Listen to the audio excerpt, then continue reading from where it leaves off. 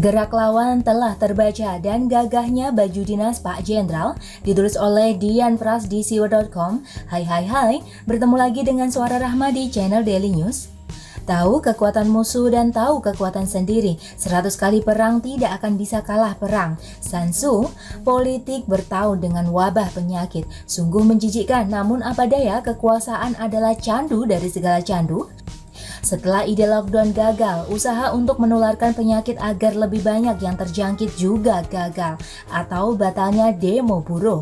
Upaya penjarahan besar-besaran juga gagal, atau tertangkapnya geng anarko. Tampaknya ide agar rakyat mati kelaparan jangan dianggap main-main dan barangkali tengah dijalankan, gerak lawan telah terbaca. Pemerintah telah siap menghadapinya. Siasat luar dalam dimainkan hampir bersamaan, urusan luar telah rapi dikerjakan. Strategi penerapan PSBB ampuh membuat nilai tukar rupiah menguat.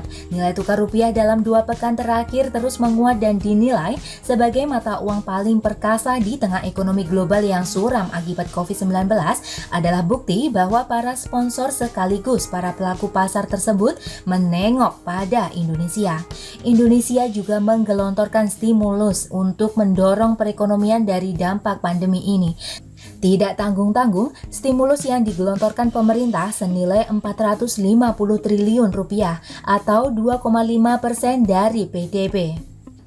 Pendanaan stimulus ini salah satunya berasal dari Global Bond sebesar 4,3 miliar US dollar dalam 3 bentuk surat berharga global, yaitu surat berharga negara atau SBN seri R11030, R11050, dan R10470. Bagaimana dengan urusan di dalam? Berdasarkan penelitian dari Driven Innovation Laboratorium Singapore University of Technology and Design, wabah COVID-19 di Indonesia diperkirakan akan berakhir mulai 6 Juni 2020.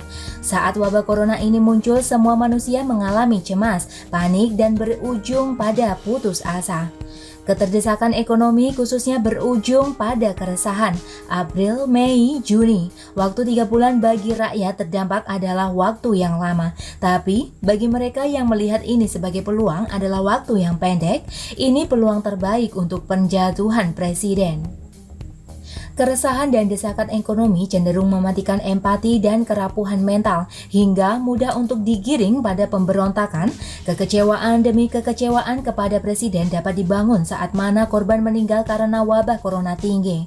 Bila korban meninggal karena wabah ternyata sedikit, buat korban meninggal karena kelaparan membesar, semua akan tampak alami dan masuk akal. Karena seperti halnya wabah yang pernah berlangsung ratusan tahun lalu, angka korban mati kelaparan hampir menyamai angka korban mati karena wabah.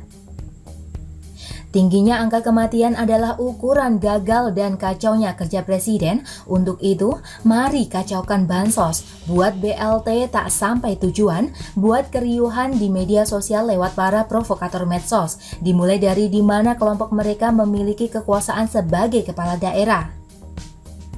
Bantuan negara kepada rakyat dihambat dengan data pura-pura salah sasaran, orang lapar tak mendapat bantuan, dan yang berlebih justru malah dibagi.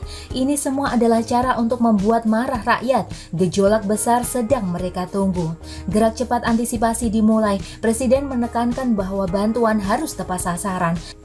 Menteri Sosial Juliari Batubara meminta pengurus rukun tetangga atau rukun warga atau RT/RW turut mengawal distribusi bantuan sosial pemerintah selama wabah virus corona. Pengurus RT dan RW yang paling tahu bagaimana kondisi warganya, ujar Juliari, sebagaimana dikutip Antara Sabtu 25 April 2020. Oleh karena itu, pelibatan RT atau RW, kelurahan, kecamatan hingga pemerintah provinsi wajib dilakukan agar bantuan yang disalurkan benar-benar tepat sasaran, lanjut dia.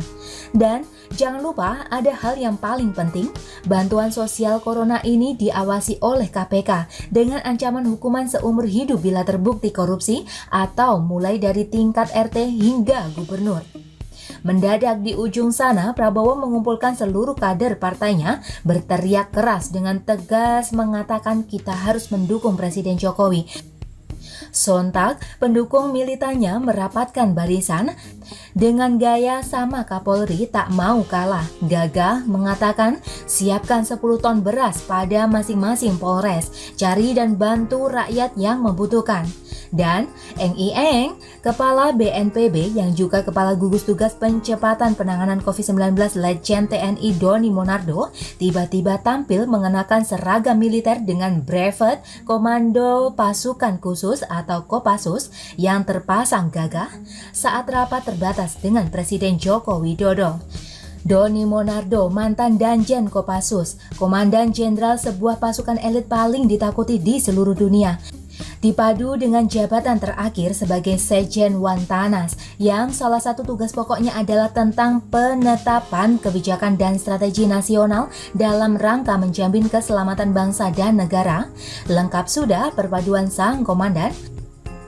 Dan yang paling terlihat adalah sang komandan sudah berdiri paling depan pada barisan pasukannya dengan baju seragam kebesarannya atas perintah Panglima tertinggi.